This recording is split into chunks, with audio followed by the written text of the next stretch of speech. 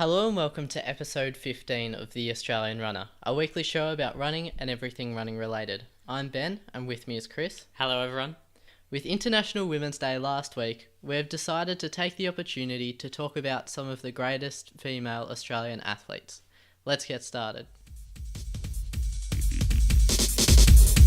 Chris, what are your thoughts on the state of professional women's sport at the moment?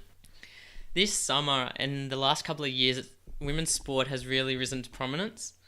Over this summer, we've had the Women's Big Bash. I think it's in its second season or third. There's been the new Netball League started, and there's the Women's AFL, which has made huge strides for women's professional sport everywhere. Everyone's taking notice of women's sport. It's on the TV. It's good to see.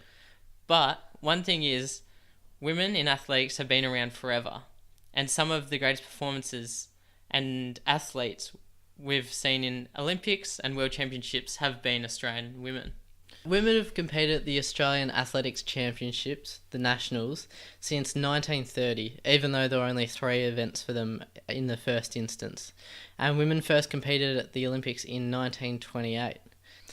In fact, at the Rio Olympics in 2016, there were 31 women as opposed to only 29 men. So in fact, there were more women than there were men in the Australian athletics team.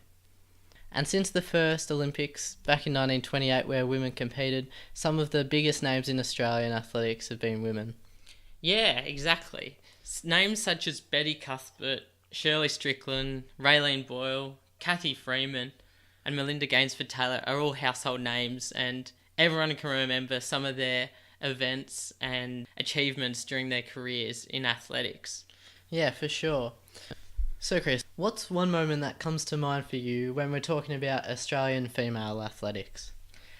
One of the best moments and one of the highlights from the London 2012 Olympic Games was when Sally Pearson in the 100-metre hurdles won the Olympic gold by an absolute fraction of a second over an American athlete, and it was just such a intense and crazy moment. It was a gold that was predicted to win, and everyone in Australia was just back home barracking for Sally to get the job done and win it, and she pulled through. They had to go to the replay on the screen and the official results before everyone knew who'd actually won, and it was just a crazy moment that I'll always remember, and it was just one of the highlights of the games. Everyone was talking about it, and it was just such a great moment. Yeah, it was an absolute nail-biter and such a good performance by her. Definitely one that really sticks in your mind. Yeah, of course. There's been others that have happened throughout the years. What about you? What's your favourite moment? My favourite moment is probably one that's very cliche, but it's Kathy Freeman winning the 400 metres in Sydney 2000. That was really such an amazing moment for sport in general. Yeah, I agree. Wearing the bodysuit, going around, winning in 48, it was one of the best highlights of that whole Olympics, and the fact that it was a home Olympics made it all the more special. I think I was about 6 years old watching it on TV, and it was just such a great moment with Bruce McAvaney commentating over the top. It's just an iconic sports moment, and it just happens to be that it was a female Australian athlete to have done it, and just shows the power of women in athletics has been around for a while, and these other sports over the summer have just been trying to catch up to where athletics has been. Admittedly, there isn't the media coverage in athletics at all for either sexes, but the parity between men and women's attention is pretty even, I'd say, even internationally. The other part with Kathy Freeman was that she carried both flags around the stadium with her, and the fact that she carried her Aboriginal flag as well as the Australian flag. It was just a uniting force.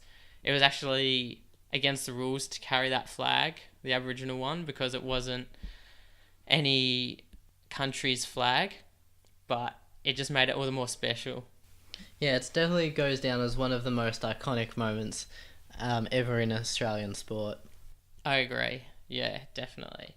But not just past athletes and female athletes have been special. The current team's built around a slew of female athletes who are showing some great signs for the future. What do you think? Yeah, we've definitely got such a strong female athletics team at the moment.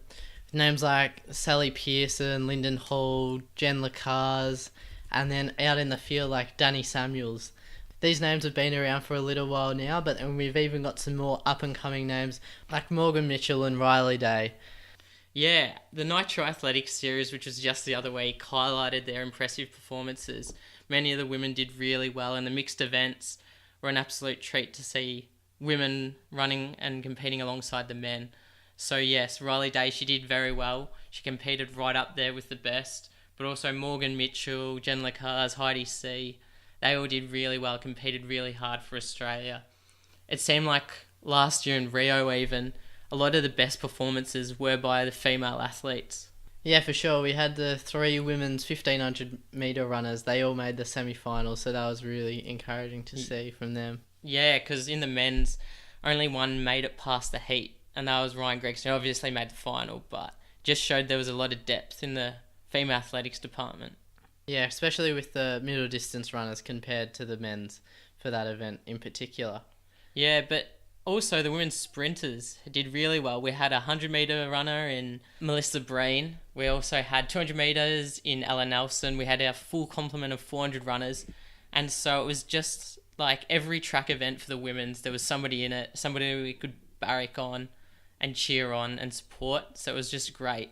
Yeah, for sure. And that wraps up the first half of the episode, and now I'll pass it over to you for the week's news. Thanks, Ben. Over the weekend, the Grand Prix meet was held in Canberra over both Saturday and Sunday, and there were many events with impressive lineups and quality competition. The meet also hosted the men's and women's 5,000 metre national championship events. Heidi C won the women's event with a time of 15:51, a 17-second PB, and ahead of Jess Trengrove by 11 seconds.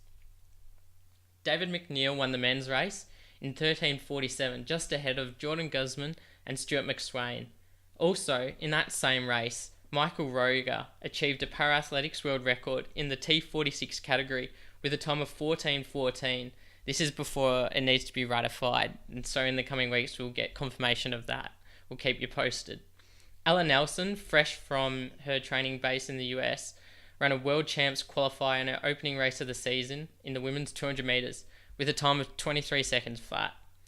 Our favourite hurdler, well maybe not, besides Sally, Michelle Janicki, came close to a World Champs qualifier, dipping under 13 seconds in the women's 100 metre hurdles with a time of 12.99 seconds, just 0.01 seconds off that World Champs qualifier. Liz Clay also ran a World Uni qualifier in that same event, running 13:36. Damien Birkenhead threw 20.36 metres in the men's shot put, which is a World Champs qualifier. Danny Stevens, formerly known as Samuels, threw well in the discus with 64.79. The men's 4x1 team ran 39.28, where they needed 39 flat to qualify for the World Champs, and this was without two of their gun stars, Tom Gamble and Jack Hale, running. Morgan Mitchell continues to impress with another great run in the women's 400 metres, and Lauren Wells in the 400 metre hurdles ran a great time to qualify for the World Champs.